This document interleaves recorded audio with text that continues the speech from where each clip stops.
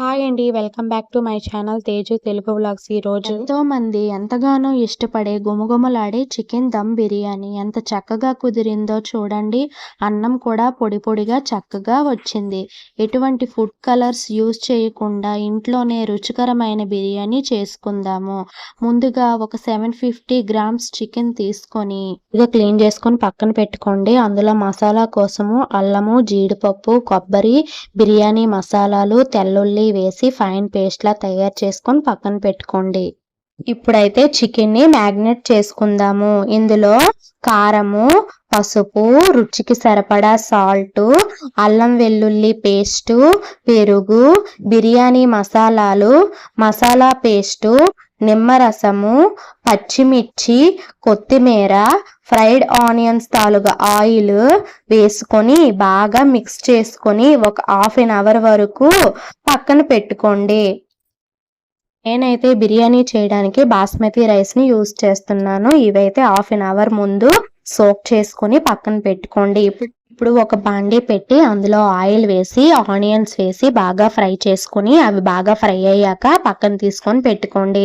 ఇప్పుడు అదే బాండీలో మనం మ్యాగ్నేట్ చేసుకున్న చికెన్ ని ఇలా బాగా స్ప్రెడ్ చేసుకోండి. పీసెస్ ని ఇలా స్ప్రెడ్ చేసుకొని మూత పెట్టి కుక్ చేసుకోండి. ఇప్పుడైతే బిర్యానీ కోసం రైస్ కుక్ చేసుకుందాము. ఇంకో సైడ్ వెజల్ పెట్టి అందులో తగినంత వాటర్ పోసి మన మసాలా ఇంగ్రీడియంట్స్ అన్ని అందులో వేసి కొంచెం గీ యాడ్ చేసుకోండి. అందులో కొంచెం అల్లం వెల్లుల్లి పేస్ట్, తగినంత ఉప్పు యాడ్ చేసుకోండి. ఈ టైంలోనే మనం ఉప్పు కన్సిస్టెన్సీ చూసుకోవాలి.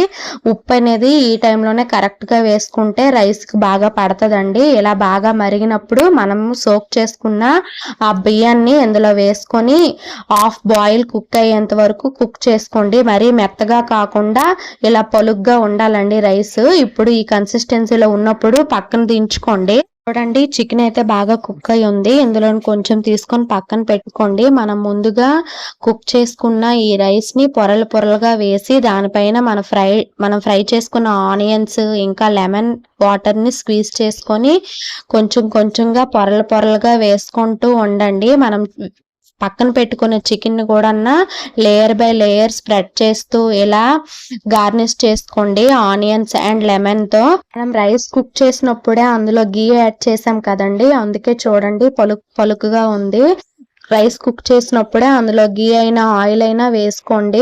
ఒకదానికొకటి అంటుకోదు, చాలా చక్కగా వస్తుంది. ఫైనల్ గా నేనైతే దానిపైన కొంచెం లెమన్ వాటర్ స్క్వీజ్ చేసుకున్నాను. దానిపైన కొంచెం కొత్తిమీర, ఉల్లిపాయలు ఇంకా కొంచెం గీ అయితే అక్కడక్కడ స్ప్రెడ్ చేసుకొని మూత పెట్టుకొని దానిపైన కొంచెం బరువు పెట్టండి. అప్పుడే స్మెల్ అనేది బయటికి రాదు.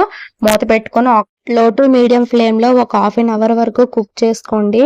ఆ ఊరు వస్పండి. వస్పకి బిర్యానీ ఎంత ఫేమస్, మా ఇంట్లో కూడా ఈ బిర్యానీ అంత ఫేమస్ అండి. ఎందుకంటే మా వారికి బయట ఫుడ్ అంతగా ఇష్టం ఉండదు. బయట తినడానికి అయితే అసలు ఇష్టపడరు. నేను ఈ బిర్యానీ నేర్చుకున్నప్పటి నుంచి ఈ బిర్యానీ ప్రతి వారం చేస్తూనే ఉంటానండి. మా వారికి అంత ఇష్టము. మీరు కూడా ఇంట్లో బయట ఫుడ్ కాకుండా ఇంట్లో ఇలా తక్కువ స్పైసెస్ తో తయారు చేసుకోండి. దీని కాంబినేషన్ గా చికెన్ కర్రీ అయినా బాగుంటది. లైక్ చేయండి, షేర్ చేయండి, సబ్స్క్రైబ్ చేయండి. Thank you for watching one and all. Bye bye.